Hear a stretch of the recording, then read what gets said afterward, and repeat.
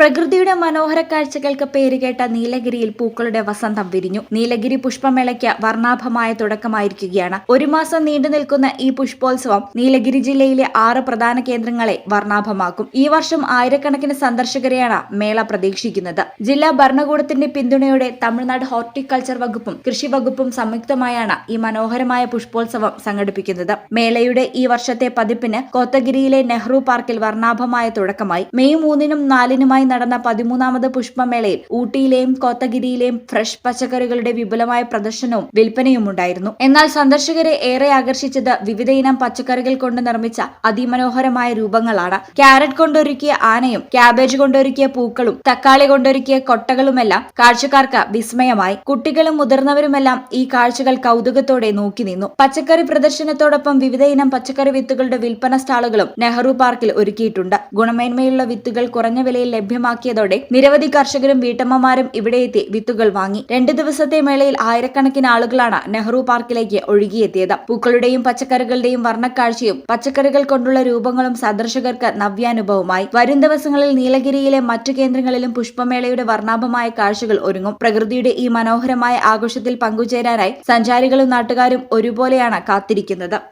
ഈ ചാനൽ നിലമ്പൂർ.